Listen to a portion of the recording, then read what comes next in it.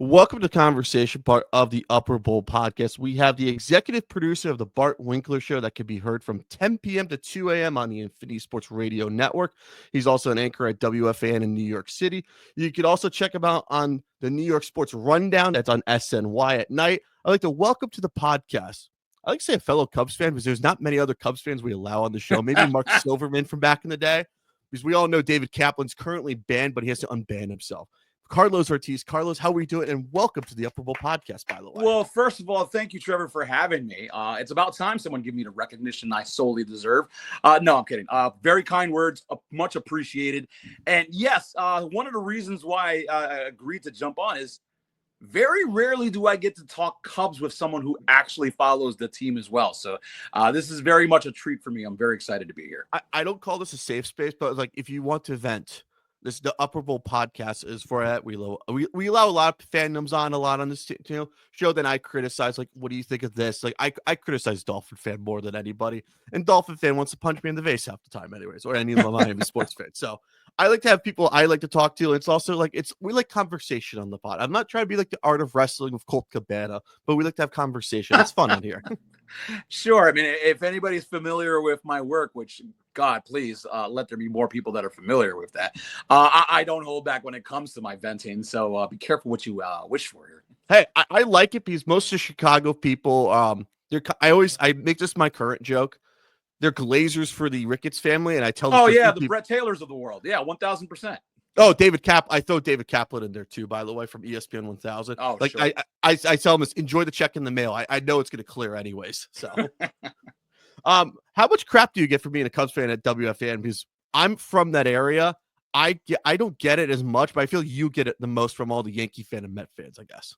So not so much the Yankee fans, because we don't interact much as Yankees and Cubs. Like we played the Yankees. Like I'm on the team. But the Cubs have played the Yankees for the last 3 years. They were at Wrigley last year. They were in Yankee Stadium this year and 2 years ago. Mm-hmm. This year got no crap whatsoever because the only game I did not go to was when the Cubs got bludgeoned. And then they wound up winning 2 of 3 and taking the series. So no crap was exchanged there. You get a lot of crap from Mets fans, but that's the proximity effect being that they're both in the National League. Mm-hmm. Although Mets fans don't really have much to talk about lately. Kind of tough there with their 7-game losing streak. Mm-hmm. But no, it's really I'm surprised at how much more of an indifference I get, especially at the fan. You're like, oh, you're a Cub fan. That's kind of random. How did that happen? Unless they're directly playing, whether it's like in the postseason a couple of years ago, like 2015 was horrible on me. Oh, I bet. But I would get more crap from my wife than anybody at work. So it's the strangest dynamic. But no, people have been pretty cool about the fandom, if not bewildered on how did it happen.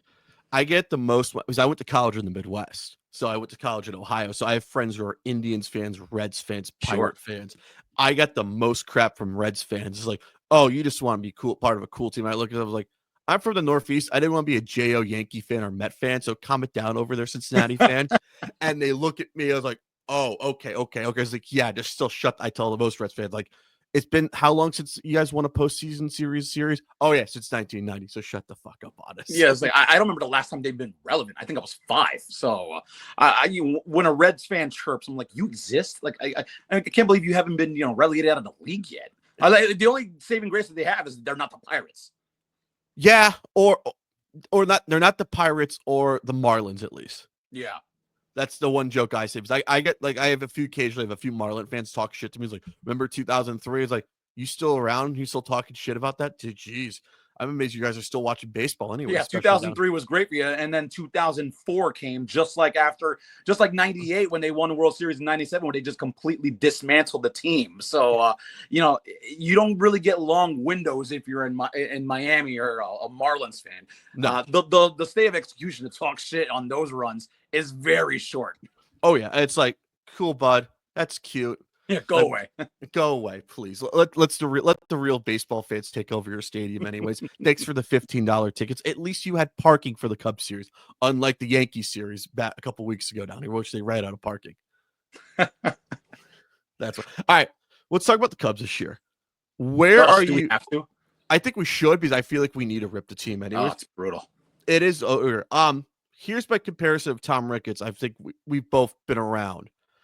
Would you say he's acting like if you merge Mike Brown, who's the Cincinnati Bengals owner, and Jerry Reinsdorf combined? Is that Tom Ricketts, would you say? I'm actually really pleased this punch you said Jerry Reinsdorf, because that's the direct composite that I make. But I got to throw Mike Brown in there too anyways. It seems like you got to combine football. Sure, yeah, I don't mind it whatsoever, because Mike Brown is cheap, and then there is that cheap aspect with Ricketts. The reason why I love the Jerry Reinsdorf comparison, because Jerry Reinsdorf has been hoodwinking people with at least the Bulls for as long as I can remember. They don't care about winning. Yeah. They care about giving the appearance of winning. They'll do just enough to get you into a postseason berth. That is the ceiling. So in the Bulls case, it's getting that 10th seed. And that's where you'll plateau.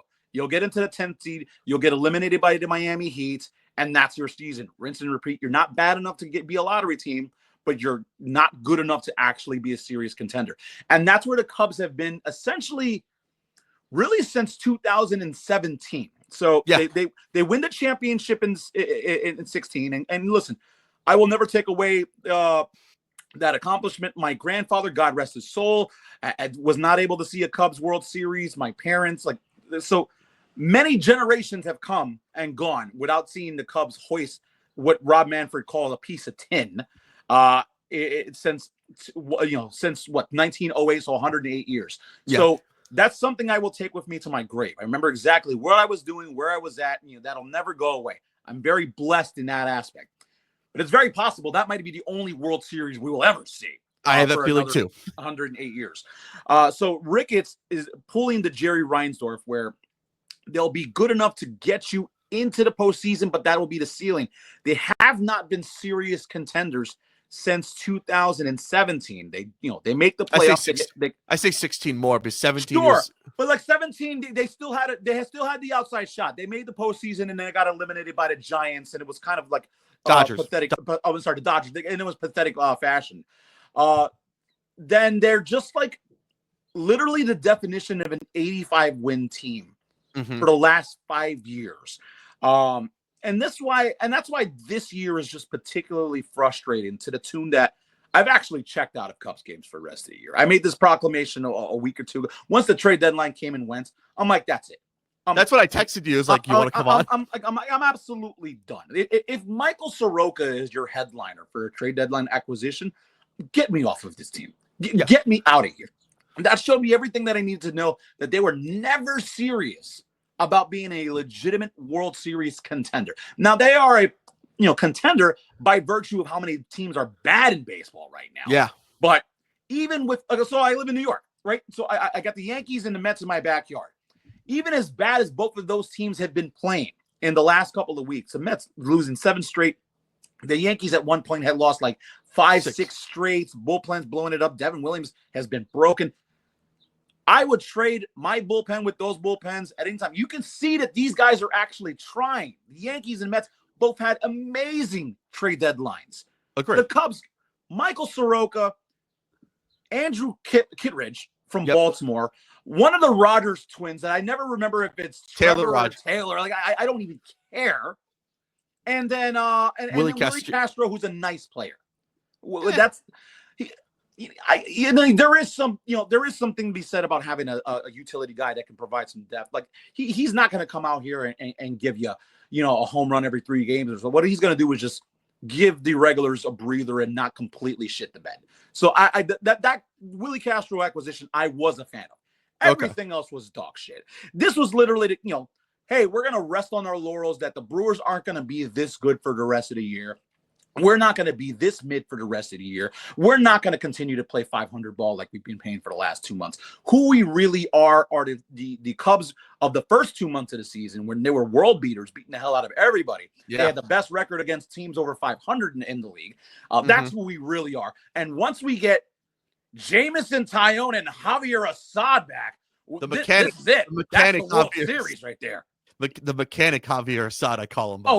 Goggles. I'm sick of this kid. We've been waiting for this kid to be Cy Young for 3 years already. He's not that dude. He's a serviceable 4-5 pitcher back into the rotation. He's not a major league anchor. Come on. what are we doing with this kid? Like, if these were your saviors, you have you had a tough pill to swallow.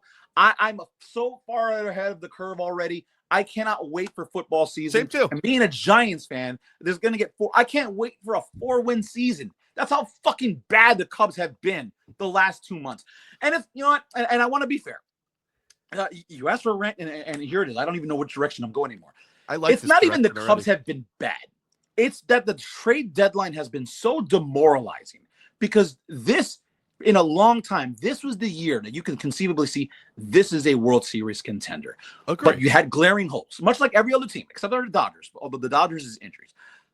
The glaring holes in this team was you need production on third base. You need a starter because you never replaced Justin Steele. Yeah.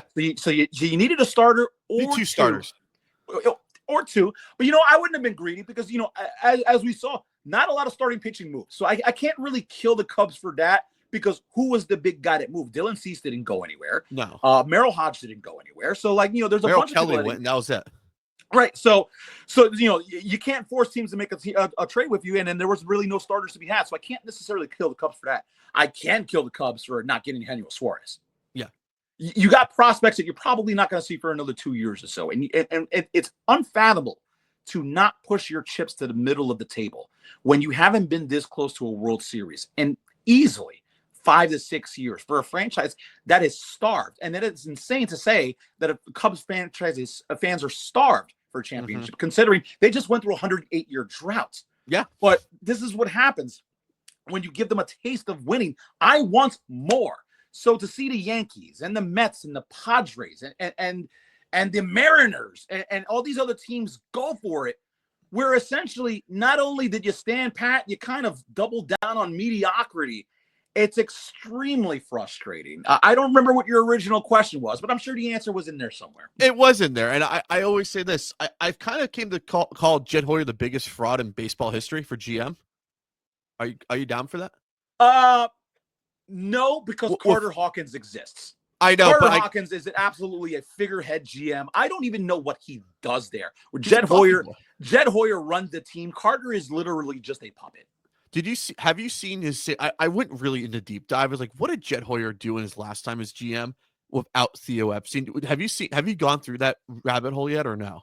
I started to a little bit, but I didn't want to build up my frustration more and more. I didn't have an outlet. So I'll let you take me down this trip. Yes, but I can kill Jed with the best of them. I found it on Fangraphs. This was like me at like a late night anyway. It's like, oh, this is perfect anyway. So he was a GM for 2010 for the Padres, by the way. And this is all of his signings he's did. Anyways, this is his 2010 offseason. He took over 09 after Kevin Towers. He signed Jerry Hairston Jr. Jesus. John Garland, by the way. Oh, yeah. Former White Sox great. Former White Sox and Dodgers legend. Yorvit Torrealba, former Rockies legend, by the way. Yeah. He acquired Miguel Tejada from Baltimore for Win Pelzer. Here's the one I laughed at. You want to laugh at this one? Ryan Ludwig from St. Louis for a left-hander named Nick Greenwood and a right-hander Corey Kluber. Oh, gee. I've heard of those guys before. Yeah, same too. He acquired Cameron Maben from the Marlins for Ryan Webb and this other guy. I've looked at almost half these guys have not made it anywhere. Acquired right-hander Casey Kelly, first baseman Anthony Rizzo for Romain Fuentes, Eric Patterson, and from Boston for Adrian Gonzalez. He had a good career, I like to say. Sure. Aaron Harang to a 1-year, $4 million deal. That sounds like Mike Soroka, but worse. How about that? Yeah, Aaron Harang. Couldn't stand him when he was in the Athletics, and then I hated to see him in my team. Yeah. How about Jason Bartlett? Tampa Bay Rays for Brandon Gomez and Adam Russell, and lefty Cesar Ramon, and Cole Figueroa, too. Wow. Orlando Hudson for a 2-year deal. Oh, God. Oh, yeah. This is a guy that you extend on really just chaps my ass here. I said this is like, you believe in Jed Hoyer to David Kaplan. You are such a fucking glazer. For the you're a sucker. And you know what? And we don't even got to go that far into his career. We could just go in recent history. You know the answer to this. Yeah. Which team has spent the most in payroll the last 5 years in the National League Central? The Cubs. Okay. Now, in the last 5 years, how many division titles have they won? Let me look. Wait. It's under my hat. 0. Right. Yeah, because I don't see any division banners in my living room as well. The Brewers are a much better run organization. Hell, the Reds sometimes look competitive. The saving grace for the Cubs is that the Cardinals have been atrocious the last 2 years, but the Cardinals are usually the standard bearer in NL. And then it's the Pirates. I just feel bad for that franchise. I can't even talk shit to Pirates. Great ballpark. Yeah. Oh, beautiful ballpark. Beautiful ballpark. They deserve so much better than Bob Nutting. It's awful, but the Cubs have no division titles to show for it. They've made the postseason once, and you almost forget about that because they got smoked in the first round. This is the guy you decided to extend.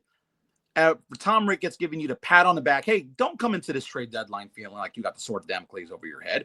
We're just going to go ahead and pay you now. You've restocked the farm system that was so barren. The one silver lining for the Cubs right now is you have 4 prospects in the top 100 when some teams don't even have one. But you know what? Mm-hmm. I've been waiting for Owen Casey for the last 2 years. I don't know if we're going to see him. We have one pitcher in the top 100, and he's in Double-A. Maybe he'll get Triple-A before the end of the year. But like they talk about the farm system and the pipeline for so long. I don't care. We got another catcher that's in the minor leagues in Balestros that.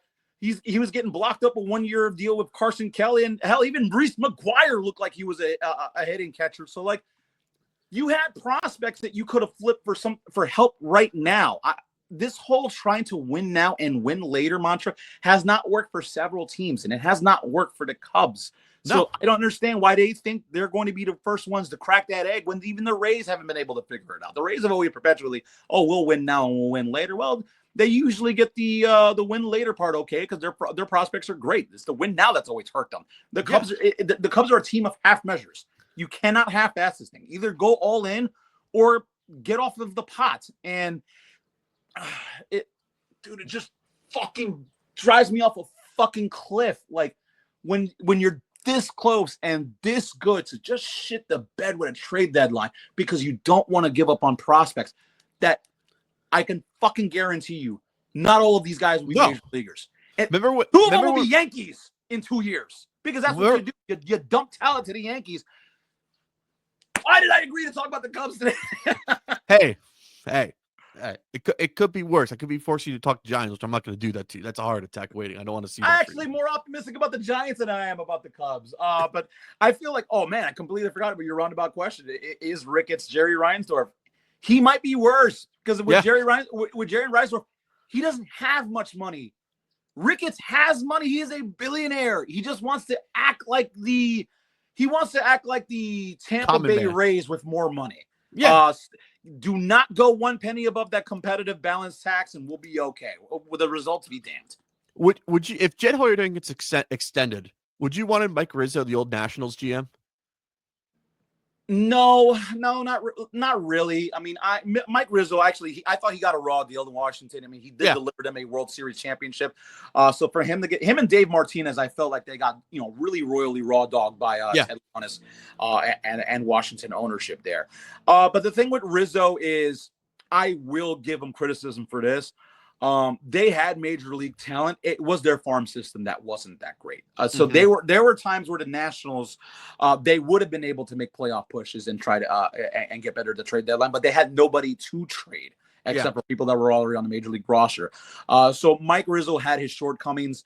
I will give credit. I think Jed Hoyer is a little better than Rizzo, but I think Hoyer, we haven't really been able to see, honestly. I'm going to feel like a Hoyer defender right now, which is crazy to me because I cannot stand him. I think him and Carter Hawkins are absolutely bums. But they get their marching orders from the top. And that's what you want as a general manager, and what you want as a president of baseball operations. You want them to carry out the organizational mandate. Much like how Yankee fans hate Aaron Boone and Brian Cashman, they're taking their marching orders from Hal Steinbrenner. Yeah. So any fault that it needs to be laid at the feet of the Cubs, it needs to be at Tom Ricketts. So Jed Hoyer and all these guys, they'll take the slings and arrows because that's their job as meat shields. But I firmly believe a lot of this is because they're hamstrung, that they cannot spend money because Ricketts doesn't allow them to spend money. Do you think it's also because Tom Ricketts is still like losing money from the 2020 season? You think? Yeah, I mean that's certainly a consideration. But I'll go back even further, and this is where Tom Ricketts and the family got dragged. You remember a couple of years, maybe a year or two prior to COVID, they tried to buy Chelsea. Yeah. I laughed at their fucking face, and it was so bad. I wanted to reach across my TV and just choke reporters when those stories were coming out. Oh yeah. So they had been so hard to try to go get Chelsea soccer team because Ricketts, he had an office in London. He grew up supposedly as a Chelsea fan. So rightfully, it's like his Cubs fandom almost. Yeah. So rightfully so that they were getting dragged from that. Now they ultimately pulled their bid back. But I felt like that perception, that stain that had in terms of not putting money into your Cubs, but you're going to set aside earmarked money to go get a soccer team in the Premier League. That's really what destroyed, Ricketts, perception in terms of any goodwill that he had built up from that 2016 run with with fans. I think he's still trying to get money back from that COVID season, but I still think he's keeping money on the side. Because while he might not say that he's still not interested in another soccer team, there have been soccer teams for sale the last couple of years. I firmly believe he's looking to make another big purchase to be that next sports mogul guy. He's trying to be a worse version of John Henry then. Essentially, yes. This will be the group. How much money have the Red Sox lost into that soccer team? A lot. It's gonna be this. It's gonna be Jerry Reinsdorf and Tom Ricketts going to buy some rando soccer team. That'll be fun. just save yourself the money. Go get an Arena League football team and just get an MLS soccer team. That'll help you out a little bit. Just stay away from my NYCFC. They're already cheap enough as it is. Well, I finally found a team. By the way, you can laugh. I chose the FC Dallas out of all random teams. Why they brought the throwback unit. He's like, oh, that looks cool. I could wear that at the bar. So give me that. Did you see the quote that Carter Hawkins said that made him look like a total douchebag?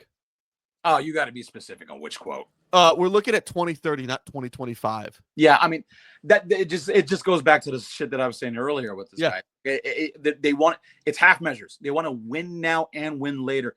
Show me the team that has been able to do that successfully. Exactly. How would you say the last 21 games since the All-Star break? Did you think it came at the worst time? Because they're currently, I went through the schedule. They're 10-11 in the last 21 games, by the way. Yeah. They're 500 for the last 2 months. It happens. I really don't want to say like the Cubs are being completely terrible at baseball because that's not the case. They're just mid. Yeah, it's a bad stretch only because it coincides with the ridiculousness that the Milwaukee Brewers are having right now. The Milwaukee Brewers in the last 2 months have only lost 16 games, which is bullshit. I don't know which is absolute. They made a deal with the devil. It's funny because Bart and I were discussing this yesterday on our show, Bart Winkler Show, Infinity Sports Network, 10 Eastern, 7 Pacific, anywhere you get your fine Infinity Sports affiliates or channel Sirius XM 375. We're on there too, I promise, and the Odyssey app. Shameless plug. But Bart says that Bob Uecker has made a deal with God right before he died. And I say the fans have made, the ones that are breathing, inhaling oxygen at this moment, they've made a deal with the devil. What the Brewers have been doing, 41-16 in the last 2 months. It's nothing short of witchcraft.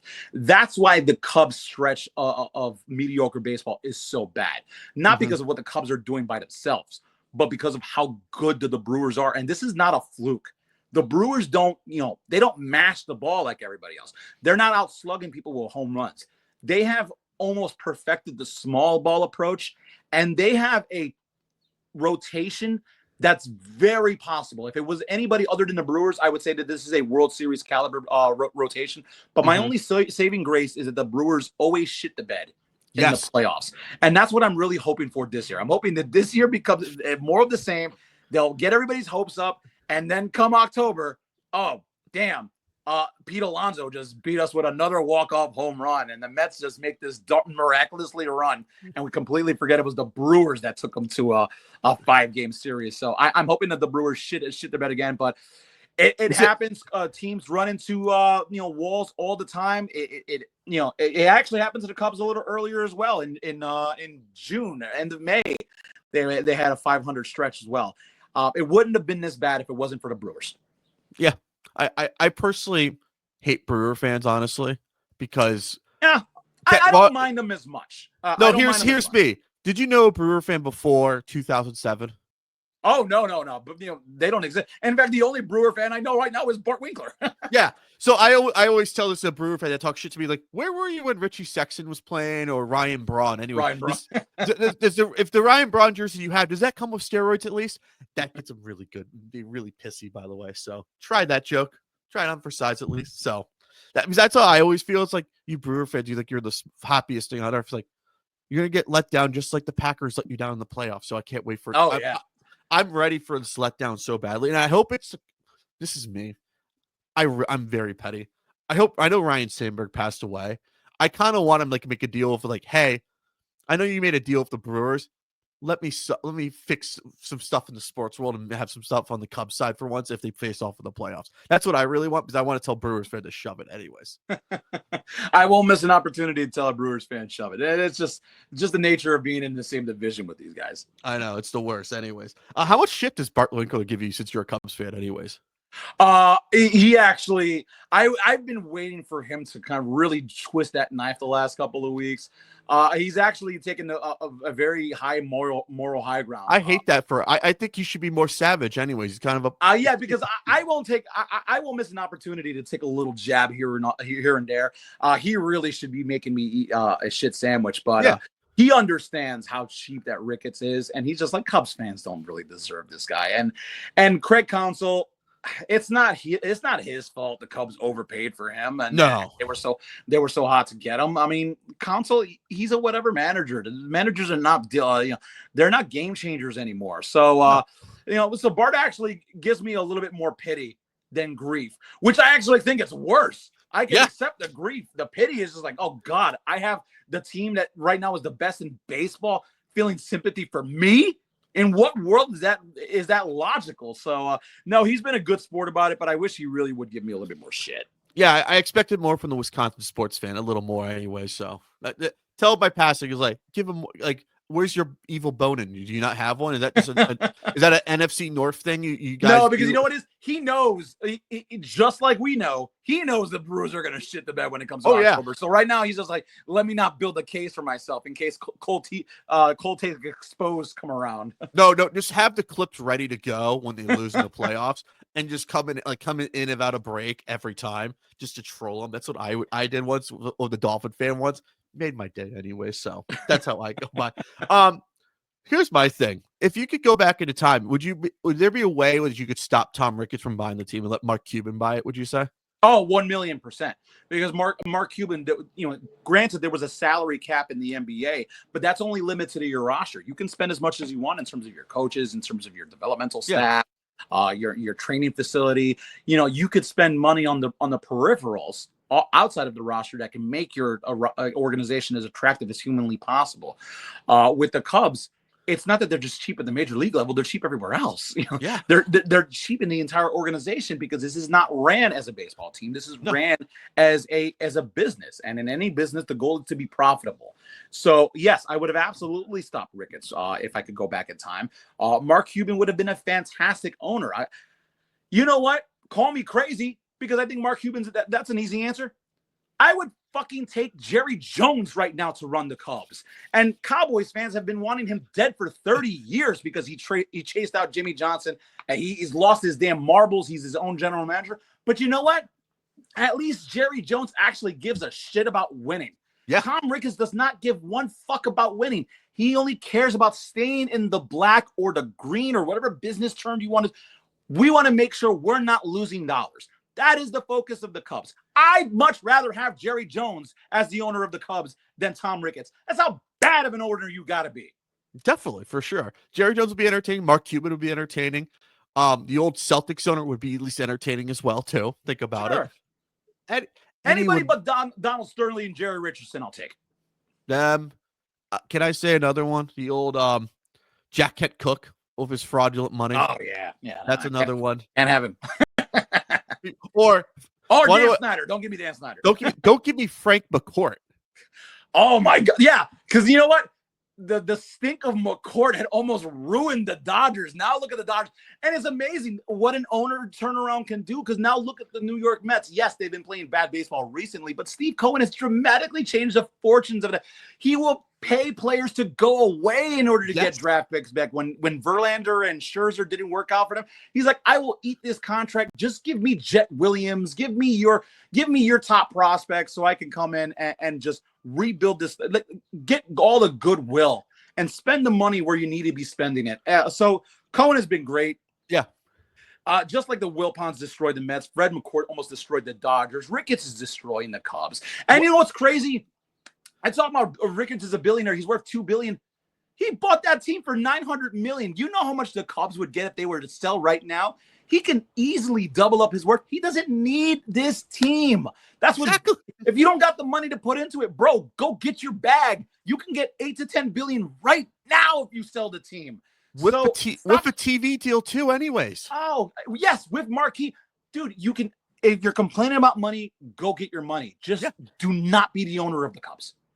What? Here's the other thing I had since you brought it up. Do you think the Cubs are worth $10 billion? Like they're more than the Lakers, would you say?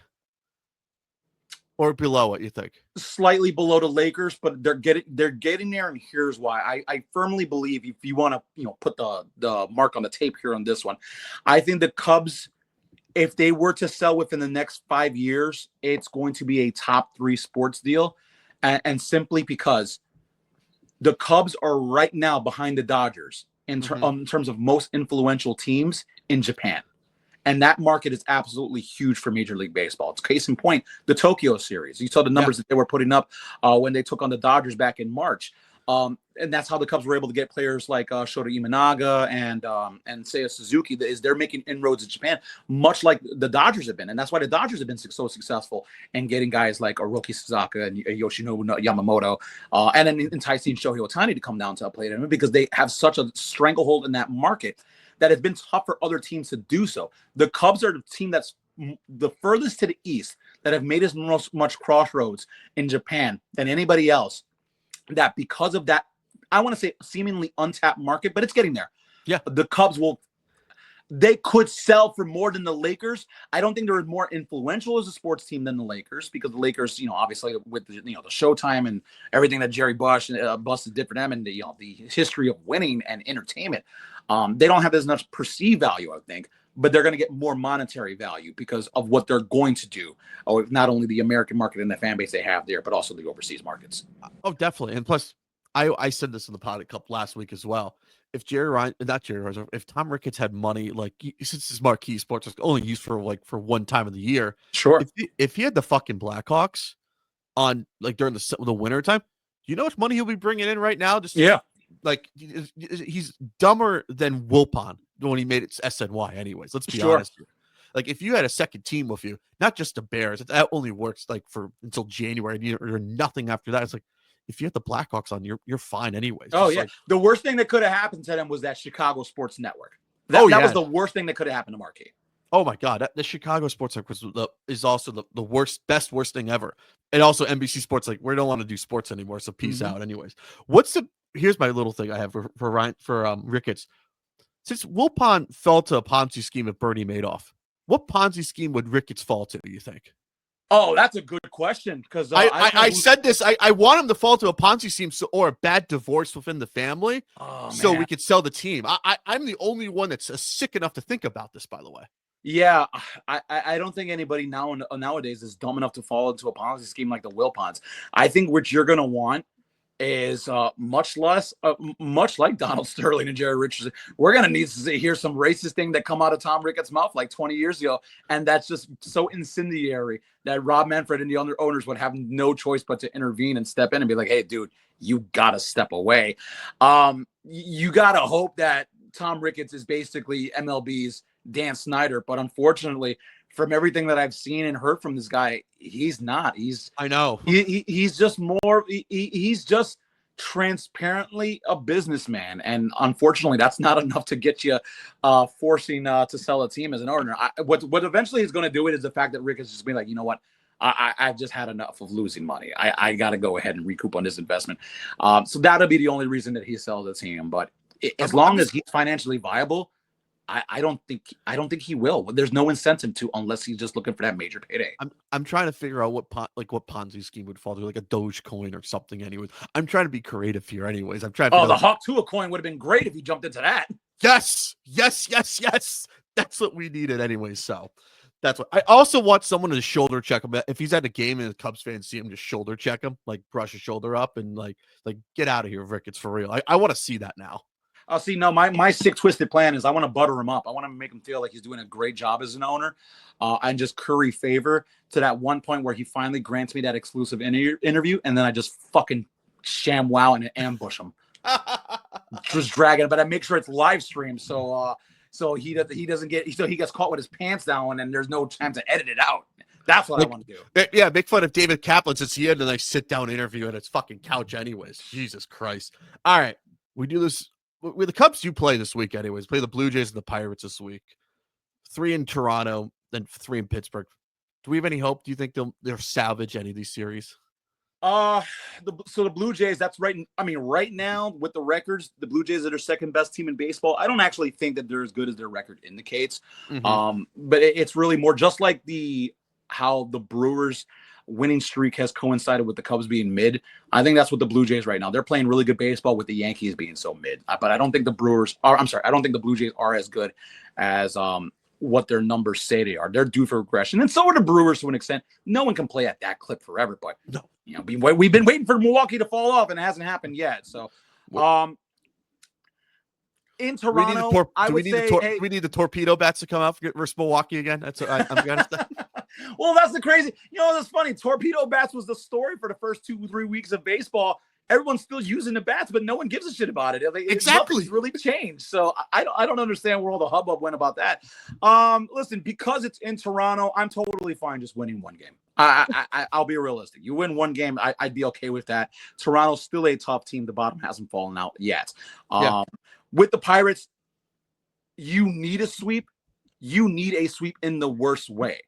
But because that is a divisional foe and they always play us tight, no matter where they are in the standings, no matter who is on that roster, the Pirates always get up for a Cubs game.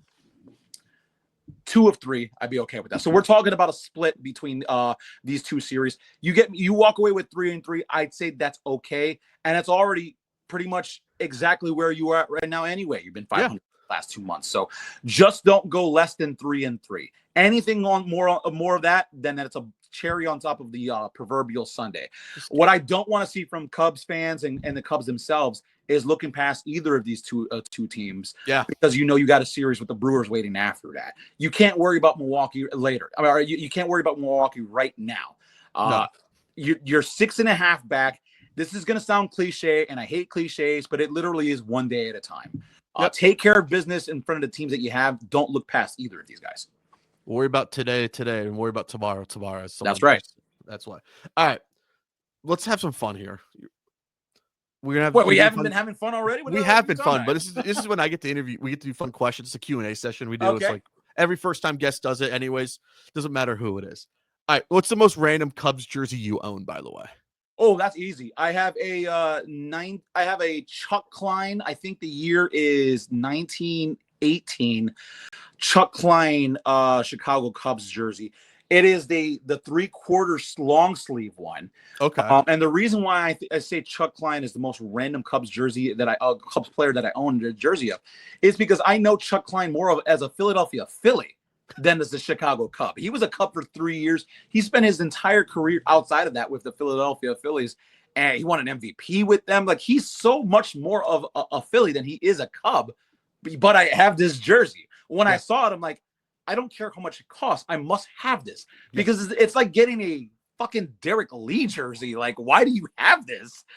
So yeah, that's my most random by far. I do have a beautiful baby blue Bruce Sutter jersey. But Bruce Sutter did win, the reliever of the year award when he was with the Cubs. Like, he had a phenomenal stretch with them. So that one makes a little bit more sense. Chuck Klein really did not have much of a great career with the Cubs. He was good, but not anywhere near than having his jersey. Do you want to hear mine while I wear at Yankee Stadium? Sure. Ryan Theriot. Wow, what a random pull. I'm not lying. I have an authentic Ryan Theriot jersey, the home white pinstripe jersey. Why? Honestly, it looked cool when I was in high school. I was like, that looks cool. I just want to buy my first jersey. And he's a shortstop. I was like, that looks cool. And I have a Soriano. I have Derek Lee still. I have a Ramis Ramirez still. Sure. Yeah, but like, all of those make sense. Ryan Theriot. I just thought, you know, that's funny you mentioned that. I did have a Corey Patterson jersey. That's a good one. I had a Corey Patterson. I say had because it got completely stained. Mm-hmm. I wound up playing a game in it, and I just could never get it out. And I'm like, I can't ever wear this to a game again. It's shit. So I got rid of it. But that would have been my random one if I hadn't completely destroyed it. I also have a Nomar Garciaparra Cubs jersey as well. Garciaparra's stint with the Cubs was so maddening me because he got a big deal, and you knew the second he signed that contract, this guy fucking sucks, man.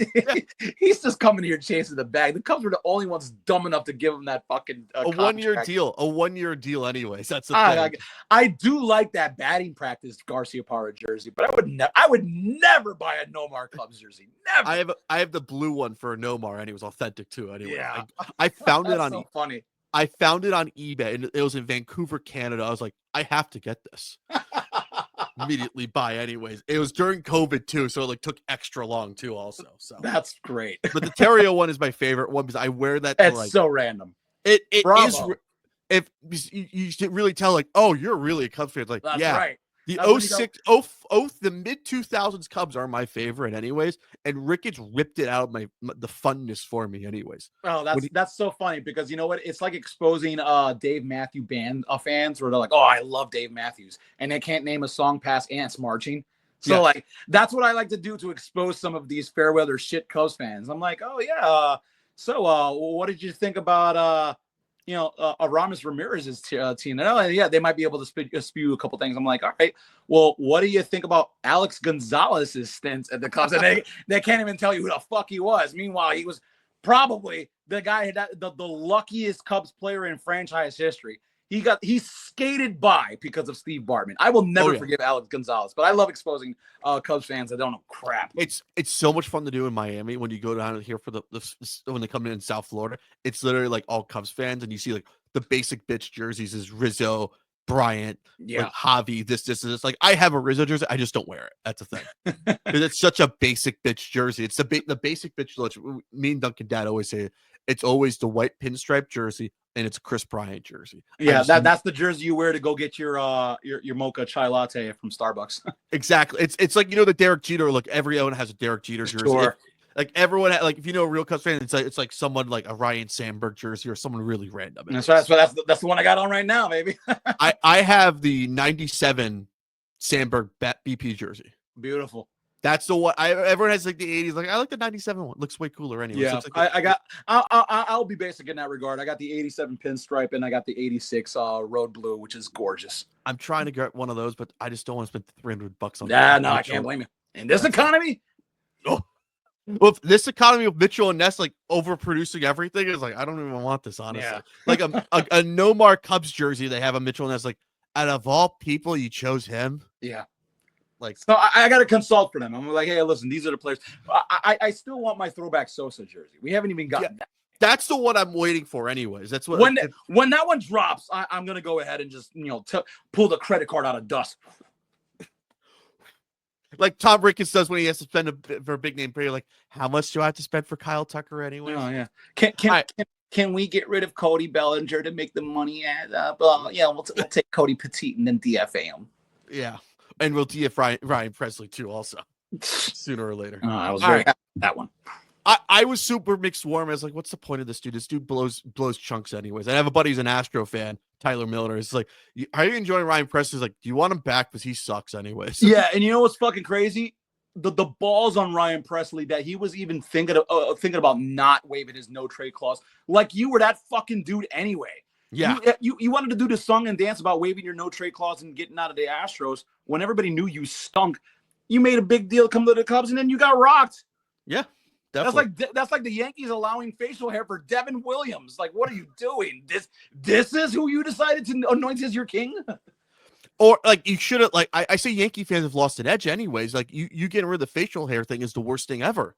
There's some type of class for you guys. Now you don't anyways. Yeah, now you're just schmucks like all of us. Yeah. So that's why. All right. What's your all-time starting five for the Cubs? Like your starting lineup for the Cubs, including pitcher and closing pitcher. If it has to, here's the parameters. It must be people you grew up watching. None of the historical people, since we weren't alive for it anyways. Sure. Well, I wager to think that I'm a little older than you. So I was born in '85, so I do remember some of those '80 Cubs barely. But I won't put it. I will for the purpose of this exercise and basically, my childhood not being those older guys, I will leave them out of and respect your wishes here. Starting five, I'm 33, so that's why. I'm 40, so there's that. It's a good question, especially with no prep work. So I think for pitchers, it's easy. Yeah. I think you got to go with Kerry Wood. I still remember the 20 strikeout game that he had. Okay. Kerry Wood, the only thing that derailed him was really just injuries. He was really that dude. If I had to put a second pitcher, which I won't, but I will honorable mention, I was a huge, as much as everybody loved Kerry Wood, and rightfully so, and I love Kerry Wood as well. I love Mark Pryor even more. Mark Pryor was an absolute workhorse. It also helped that I had him on my fantasy team ahead of the curve. Not when he was a Padre, but when he was a Cub, back when he was good. It was him and Carlos Zambrano. Man, I missed that pitching staff. Missed those days too, by the way. I missed those character days of the Cubs anyway. Yeah. Back when you had the Kyle Farnsworth was your closer, and he had a set of brass balls on him. That's when the Cubs had attitude. Like, where are those guys now? It's just Kyle Farnsworth. So funny if Kyle Farnsworth lives in Coral Springs, Florida, which is no kidding. He lives 2 towns over from me. It's so funny. Him and Carl Edwards were more frustrating closers to watch because they had all the stuff in the world. They had the velocity. They had just a pitch mix that you would kill for. But their control was always dog shit. You never knew if you were going to get the good or the evil Farnsworth and Carl Edwards. So those guys were maddening to watch, but I was fans of them. But so for pitchers, roundabout way, I'll go with Kerry Wood, honorable mention for Mark Pryor. So maybe we'll put Mark Pryor in the top 5. We'll see. In terms of bats, so this is where it gets a little tough. I do remember Mark Grace, and I think Mark Grace has got to be in there for me. That's a good one, yeah. An oldie but a goodie. So I'll go with Mark Grace. I know this is the basic bitch answer because you literally just talked about this jersey, but Anthony Rizzo was Mr. Cub for me. He was the captain of the Cubs for me. I have him on my list. Don't worry. Chris Bryant, yes, I know he was the talent. He was the phenom. He was billed as the savior, and it did work. They did get that one championship. He did have the MVP year, damn near triple crown numbers. So, Chris Bryant was a great Cub in that short span, but Anthony Rizzo always, to me, epitomized what it meant to be a Cub. So, Iowa, Kerry Wood, Mark Grace, Anthony Rizzo. Now I need 2 more. And this is where it gets a little tough because there are so many players that you have to put. Now, I'm going to put Sammy here. I'm fine with that. I'm going to put Sammy Sosa in my top 5. Granted, I know he never won anything, but the team around him was just so bad that it was impossible for anybody. And you know what? You see it in baseball all the time. You can have Hall of Fame great players, and their team never do shit because that's just the nature of baseball. There's so many people that you have to account for. Look at Mike Trout was for the Angels. Mike Trout was one of the best players of the generation before injuries. Yeah. Angels never did shit, and they had him and Ohtani, and they couldn't sniff a lick of the playoffs. So it's like David Wright with the Mets anyways after that 06. Yeah, absolutely. And then when he finally made the World Series, he, damn near a shell of himself, man. But I did love that fact that David Wright got that home run in the World Series. That was what a great feeling for him. But I'm going to put Sammy there because, Sammy basically kept the Cubs in relevancy all the times that he was there. And him and Mark McGwire saved baseball in '98. Now, much like a lot of fans, albeit I was a little bit younger, so I couldn't say that I was that peeved off, but I was still pissed. In '94, when baseball had the strike and they canceled the World Series, they lost an infinite amount of goodwill from fans. People walked away from the game forever. Yeah. '98 brought a lot of those people back with McGwire and Sosa. I still remember running home from school to go watch the evening news where they had the McDonald's home run tracker to see who was ahead, whether it was McGwire and Sosa. That '98 summer was extremely fun. Granted, the Cubs, again, they were not competitive because they very rarely were in the '90s. Yeah. But Sosa and McGuire saved baseball before Barry Bonds went ahead, and destroyed those records, hitting his 72, 73. So Sosa's got to be in my top 4. So that leaves one spot. Now I'm going to kind of cheat a little bit. I like to hear what your top 5 is because I'm still kind of out there in terms of my 5. So I did like starting lineup, the whole entire starting lineup. I was like thinking. So I have Kerry Wood, but I loved him as a closer the most. I thought I liked him as a closer. I have Sammy Sosa, number 1 for me. Okay. I think I'm a younger guy. Sammy Sosa introduced me to him. I will throw in Kerry Wood as 2. I will throw in Derek Lee. He's used the most entertaining thing on baseball for me. Yeah. He was like when Sammy left, I was like, who do we like? Oh yeah. They anointed him the guy from when he got signed from the Marlins. Yep. Yeah. Traded for Hee-Shop Choi, by the way. That's right. Yeah. People forget about. I throw Carlos Zambrano in. That's a big name pitcher you need to have. I'm considering it. Yeah. I still question Lou Piniella. Why did you pull him during the Arizona series? Thank God he did, though, because then you just got one of the biggest fiery animations of all time.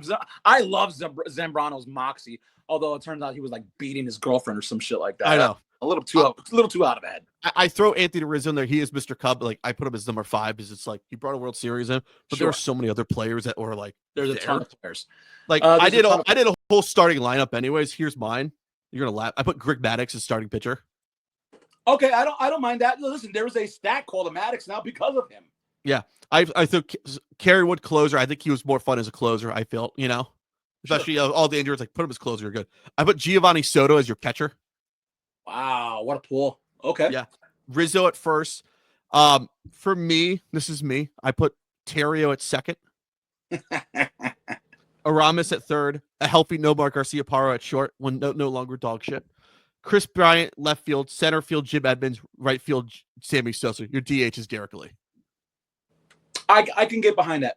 I really can get behind that lineup. I don't know about Ryan Terrio, but I mean, I'm old enough to have seen Sandberg play a little bit, so maybe that's why I have a little bit bias. I grew up when he was like retired anyway. Yeah, I grew up. No, I get that. It's like highlights and stuff, anyways. And like if I did another one, you could throw in Darwin Barney in there, but it was like he was part of the dog shit era Cubs, anyways. Yeah, I completely forgot he existed, to be honest. And Blake DeWitt too, anyways. Oh right, that's right. So I think for my 5th, I respect the Derek Lee the decision that you made. The only problem with Derek Lee is he reminds me of those teams that just couldn't break through. So and again, that's where the Corey Patterson comes into play as well. Like I still remember those teams vividly. Especially when the Marlins broke my heart in 2003, he was on that roster. I just couldn't do it anymore. I couldn't sign up for Derek Lee when he came over. So I'm gonna put Aramis Ramirez as my. I like that one. I think he was very underrated. Probably one of the best Cubs third basemen ever. They don't have a long history at third base. So he might be the guy at the hot corner. So so for the same reasons that you have Derek Lee, it was reasons why I would put Aramis Ramirez as my 5th Cub for my top Cubs. I just love those mid 2000 Cubs. They were just fun. Like coming home after school, they're on at 2:20. They were fun. They didn't win, but at least they showed the effort. They actually tried to win, which is why I don't give that team, that era of team, more shit than it should. I know. Like, I still get pissed. Like, you should have got Greinke instead of Rich Harden. Rich Harden was ass. Like, when you look at the Rich Harden trade, it's like we had Josh Donaldson. Like, what the hell are we doing here? Yeah. Like, this is what I always say, like, especially 2007 when the Yankees flamed out versus Cleveland. And like, even though the Cubs flamed out, which never happens because they always beat up on the AL Central. I know. I had a little more of a grim. I was like, you lost to Cleveland. Yeah. So shut up. All right. What's your favorite ballpark or road trip you want to go for the Cubs, anyways? Ooh, for the Cubs. Let's see. So I've gone to Chavez Ravine to go see the Cubs and the Dodgers. It's okay. I agree. It's overrated. It's whatever. I think Fenway is very overrated. Fenway Park is very overrated. I hate the dimensions of the park. I hate the seats. They're so narrow. I mean, like, yeah, I'm not that fat. And the big green monsters, like, all right, it's a tall wall, whatever. That's kind of quirky. So I think Fenway's overrated. What other ballparks I've been to? Busch Stadium is a dump. I can't stand where the Cardinals play. I think I have not been here yet, and that is the trip that I want to make. I gotta go to. What the hell do the Padres call it now? Because they changed Petco. the name. It is still Petco. It's still Petco, yeah. Okay, yeah. Because I think I thought they changed their name, but it looks beautiful. But also, it just everything I hear about San Diego seems like the bee's knees, and I don't know why I just said that, but it seems like a great city. Nothing would make me happier than to go see a Padres Cubs game in June, and then go smash an IPA and a fish taco right after that. I've done so much time at that ballpark. That's actually, I like to say that was the first ballpark I went to alone. I went to my first game alone to. Anyways, it was against the Pirates and the Padres. How about that? Yeah, wow. Yeah, yes. You really got to be dedicated to the stadium itself if you're going to go see exactly. Pirates. For me, and then the Pirates obviously they have a beautiful ballpark. I won't take definitely, that but I'll put the Padres 1, Pirates 2. Those are like everyone saying it's top 1 and 2. I always say Petco all day. So I've done the whole Midwest. I did the whole like grit area of Cincinnati, Cleveland, Pittsburgh, Detroit. Sure. I've done those. I've done Washington. I've done Philly. I think for me, it's left. It's like Atlanta. I've not done yet. Actually, yeah, I left them out. So I've gone there. It's a nice ballpark. Have you been in Connecticut? Have you come down to Citi Field? Or we can forget about Yankee Stadium. I used to do the Citi Field series every time. I would fly home. Right. I would like I really do enjoy Citi Field. It is a lovely ballpark. That's the one I prefer to go to if I'm back home. Like I lived at home in Connecticut. I was like, sure. I'd rather go to like a rando Met game and then go and be at a rando Yankee game. Anyway. Yeah. No, the Yankee Stadium since they opened it was a dump. It looks so much like the old one, and the old one was decrepit. I don't know why they went for the old one was like you actually had the Yankee fan. The new Yankee fan, it's like it doesn't work for me. Like I told this to Yankee fans, like I expect for you to be more of an a-hole towards me, but I'm very let down by you guys. So I'm very disappointed in you. Like I thought you guys had more class, anyways. Just tell me to get the hell out of here. Anyway, not much class when you're stumbling out of Billy's or Stan's. You know? Oh yeah, true. Out of all the people, oh wait, here's another one. If you could go back in time to stop anything in Cubs history to change it, what would it be? Oh God! I mean, this is easy. It's Game 6 of the Cubs and Marlins. I mean, take your pick. Is it the Steve Bartman, quote unquote, got in the way of Moises Alou? Which, by the way, if Alou doesn't completely flip out, Bartman never happens. Yeah. Because I don't give Bartman any grief whatsoever. So I know a lot of people will probably say, "I wish Steve Bartman never happened." No, screw that. And I alluded to this earlier. It's Alex Gonzalez, who had won a Gold Glove at shortstop, bumbling a routine ground ball that would have been a inning-ending double play. He gets no accountability for that whatsoever. The Marlins obviously go on to score 8 runs in there. Yeah. Everyone screams about that foul ball, that. No, it's Alex Gonzalez. It's Alex Gonzalez. How he's skated away in history is absolutely mind-boggling. I would change that. Because in Game 7, when Pryor took the hill, they had no chance. It was all over Game 6. A lot of people also forget that the Cubs played one more game after that. But the series just died when Alex Gonzalez could not handle a ground ball. That's the one thing I changed in history. For me, I have 2. 07-08. I thought that we would the Cubs would have beat the Rockies. Like if they swept if the bullpen didn't blow up in Lou Pinella's face. They would beat Arizona. 08, they'd probably at least take that to 5 versus the Dodgers. Like, Cubs, I like that. Cubs Phillies would have been the fucking electric series of all fucking time in 08. Oh, yeah. Think about that. And also, like those two especially. And also, my honorable mention, Tom Ricketts buying the team. Sure. No, listen, I can get behind that. Unfortunately, he's not the worst owner in sports, but he's one of the most mid owners in sports. Again, the Jerry Reinsdorf comparison is perfect. Oh, yeah. Out of all the people at WFA and CBS Sports Radio and Infinity Sports Network, who talks most shit about their teams? Oh, that's a good question. That's a really good question because everyone hates on their own team. I guess that's what it means to be a real fan when you really shit on your team. Yeah. I hope this is not self-serving. I would put myself in that conversation as one of the top 3 shit talkers when it comes to their own team. Nobody buries the Cubs and Giants like I could. But I'll take myself out of the mix for that one.